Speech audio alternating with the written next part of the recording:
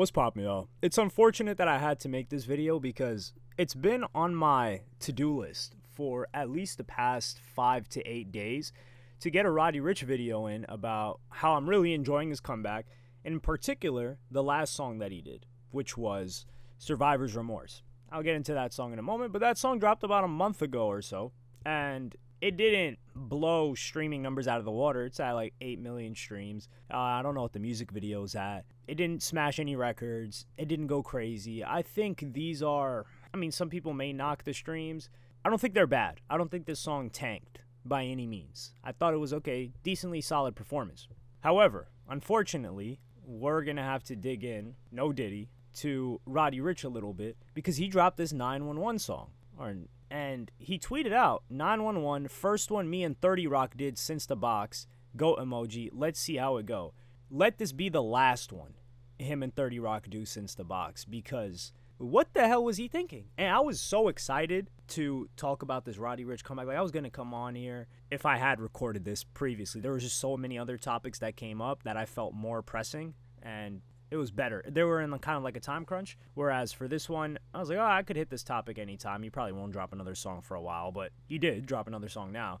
Looks like he's gearing up to drop a tape or an album, most likely an album, since his last project was a tape, the Feed the Streets 3, I think it was. That dropped in 2022, so we're gearing up on almost 2 years since that project, and 3 years since he dropped an album.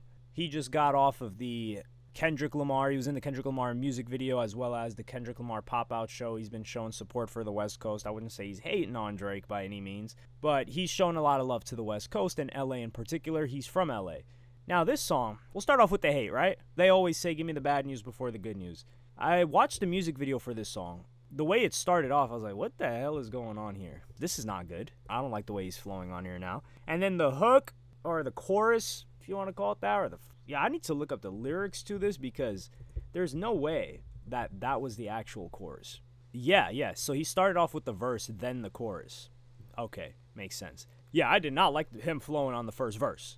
The chorus, it's almost like they're trying to make it a pop song. I feel like they tried to engineer a hit here, and they tried to recreate a moment that they got with the box, which was an accidental moment. I don't think anybody sitting in that studio would have guessed, yo, this song is going to go diamond and have 2 billion streams. I think it's nearly at 2 billion just on Spotify. I think they would have thought, yo, this is catchy. This is a good one. It's almost, I wouldn't say it's almost never, but it's very rare that people know, like, yo, this one's going to be a smash. But I think they tried to recreate that moment here, and I don't feel it. I'm not going to say they didn't, because who knows? This song could be spinning and go crazy. But to me, when I hear this, I'm like, whoa, I don't want to hear this again. Whereas for the box, there was that element where it's like, whoa, hold up, okay. You kind of get into the song, you bob your head to it a little bit, all right, I see what's going on here. Even when I first heard the box, I didn't think it was going to succeed as well as it did, but I knew there was something going on there. This song, short song too, because I watched the music video initially with the song, so it extends it a bit. I was like, okay, let me give it a chance and listen to the song by itself, just the straight audio. It was not any better. Actually, it was far worse. And it's disappointing because now I don't know what to expect from Roddy Ricch's project. Like I said, we're going to get into the good news now. I loved Survivor's Remorse. I had a friend that didn't like it, which I was surprised by. But Survivor's Remorse is, I wouldn't say prototypical Roddy, but it is what people started to love Roddy Ricch for.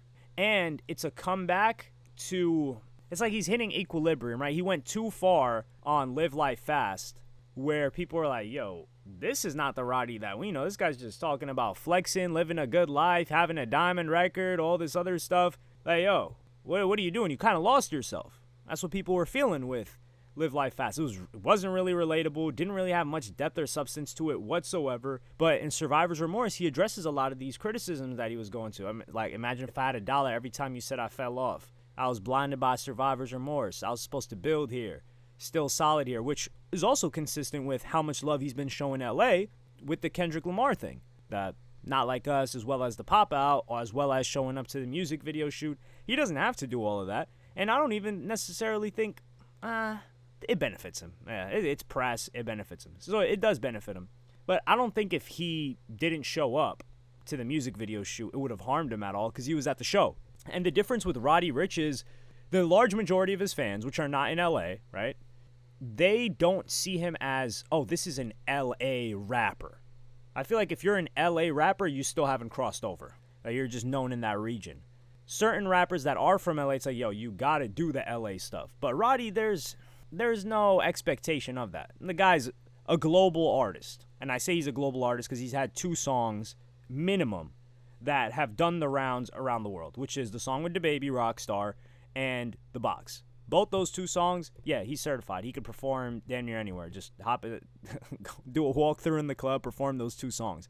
You could also add Ballin' to that as well. But those 2 for sure, without a doubt. And I really enjoyed Survivor's Remorse. Like, we got authentic Roddy. He was flowing well on the song. I like the background vocals that he decided to add. Kind of like that soulful mix. The song starts off relatively slow. It doesn't start off until like 45 seconds in.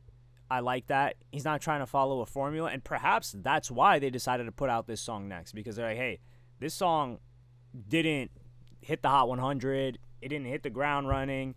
It didn't do any numbers. So maybe we need something that can actually catch fire and get you back in the studio with the guy that did The Box. And that would be a great narrative. Like, if this song ends up being a hit, I would love to be wrong. There are certain times where I don't want to be wrong, right? But in this case, I just love the storyline. Like, yo, Roddy Ricch gets back in the studio with same producer that did The Box. They create a song that I believe is whack. I wouldn't say it's trash all the way, but it's whack. I like Survivor's Remorse way better.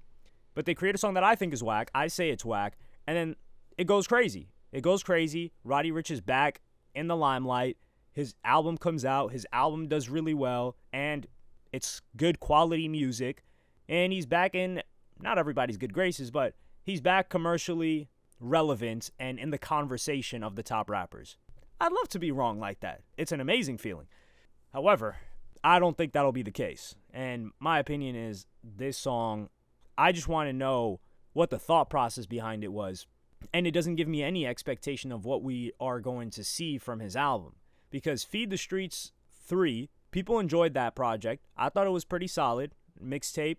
It was him coming back to form. It didn't do too crazy numbers, but that's partially because it was put out as a tape. OG Roddy Ricch fans seem to like it, which is important. Like, if your core likes it, then you know you're headed back in the right direction to a degree. But Roddy Ricch's core were also fans of his best performing music. If you just look at Roddy Ricch's biggest songs, none of them are from the Live Life Fast project, except maybe that song Late at Night.